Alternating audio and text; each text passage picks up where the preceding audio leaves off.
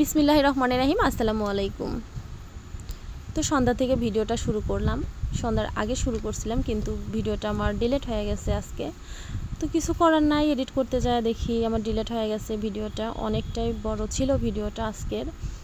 মানে জামা কাপড়গুলো ধুইছি, অনেক কাপড় চোপড় ধুইছি, সেগুলো কিছু ভিডিও ছিল। যাই হোক, ছোটো বাচ্চা থাকলে যেটা হয় আসলে সেটাই হয়েছে। আর কথা হচ্ছে, ছোটোবেলা থেকে একটা জিনিস শিখে আসছি, পরিশ্রম করলে, কাজ করলে কেউ কখনো ঠেকে না। তার মানে ভালো সবসময় হবে। মায়ের কাছ থেকে শেখা যে পরিশ্রম কাজ দেখে ভয় পাবে না, আর পরিশ্রম করতেই থাকবে, দেখবে এক সময় সফলতা আসবেই। জানি না আমার পরিশ্রমের ফল কবে পাবো, আর এই সফলতা কবে আসবে, আল্লাহ পাকই ভালো জানে। তো যান জীবন প্রাণ সব কিছু উজাড় করে দিয়ে পেজটার পিছনে দৌড়াচ্ছি। আল্লাহ জানে এর কোনো ভালো বেনিফিট পাবো কি না। আর বলতে পারো তোমরা, তোমার আবার জান প্রাণ দিয়ে এটা করতে হবে কেন, কি অভাব আছে বা কেন করতে হবে? অনেকেরই এটা বলো, আবার জানি অনেকের ধারণা, যারা বলতে পারো না সেটাও বুঝি। তো দেখো, আজকে নতুন করে আবার এই কথাটা বলার উদ্দেশ্য বিশেষ বিশেষ কিছু ব্যক্তির কারণে। তার কারণ মানে যেটা বলবো সেটা হচ্ছে, তোমার মানুষের আসলে চাহিদার শেষ নাই, প্রয়োজনের শেষ নাই। আর তারপরেও সবচেয়ে বড় কথা হচ্ছে, একটা মেয়ে মানুষ শুধু ঘরবন্দি থাকতে কেউই চায় না, কোনো মেয়ে মানুষই চায় না।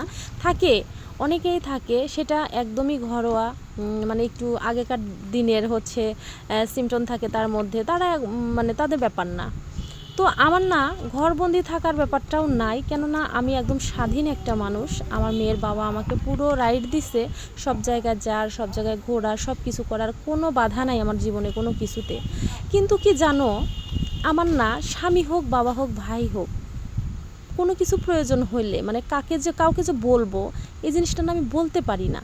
আমি জানি না কেন, এত বছর হলো বিয়ে হয়েছে, তবু আমি মেয়ের বাবার সঙ্গে কোনো কিছু শেয়ার করতে পারি না পার্সোনালি নিজের জন্য। আমি কিন্তু মেয়েদের জন্য বা পরিবারের আরও সদস্য আছে তাদের জন্য কোনো কিছু বলবো, মানে আমার যে একটা জিনিস প্রয়োজন হবে, লাগবে, আমি কখন না ওইভাবে মন খুলে বলতে পারি না। আমার ভীষণ মানে মাইন্ডে লাগে। আমার জানি না এই জিনিসটা আমার বা তোমাদের আরও সবার হয় কি না।